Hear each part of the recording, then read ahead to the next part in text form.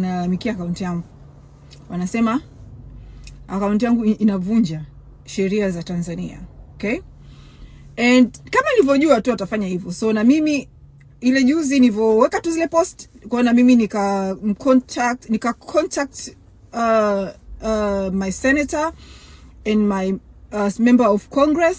Yani mbunge wangu, ni contact mbunge wangu na senator, sio Kiswahili atakuwa nani? I don't know. Anyway, so nika contact member of Congress wa hapa Los Angeles, nika contact senators wangu wote wawili, nika contact. So uzuri hapa kumpata mbunge wako yani ni kitu cha dakika 2, ofisi yake inakucontact, unawapa shida yako.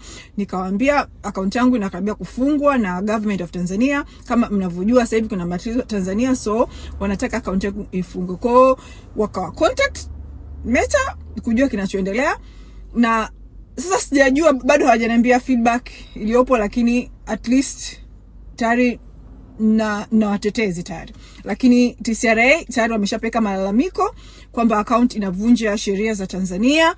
Wamesema na yani kama ninapotosha watu, naandika habari za uongo, nafanya uchochezi and all this stuff, right? So kinachonisaidia so far ni kwamba mimi siko subject to sheria za Tanzania. Mimi siishi Tanzania, kwa siko subject na sheria zao. Yani argument inayopelekwa na senators wangu ni kwamba kwa hiyo mtu anaishi Marekani au Marekani akiandika kitu kibaya kuhusu Tanzania atafungiwa account? No. Kwa hiyo kwa nini huyu afungiwe account? Mimi siko subject, mimi siishi Tanzania, mimi niko subject na sheria za Marekani.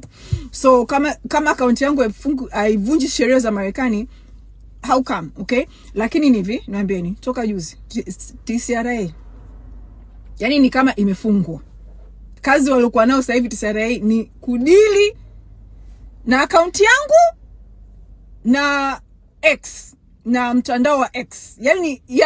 Yani kudili na vitu kwenye mtandao vinavyo muharibia Samia Idi Amin mama, inayo muharibia image, inawaharibia CCM. Yani ndio kazi waliokuwa nayo sasa hivi TCRA na usalama wa taifa.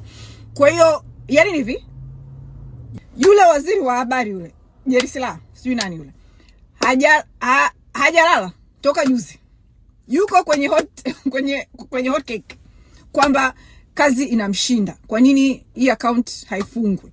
Okay? Kwa hiyo nilikuwa nataka niwaambie ni kwamba ile post ya kwanza ambayo niliweka juzi ya kuandikia Meta, naombeni mka comment. Yani comment ziwe nyingi zaidi, muatag pia Instagram and all that, kueleza yani kwamba hii account yani iko okay, sio account ya kufungwa hivyo yani.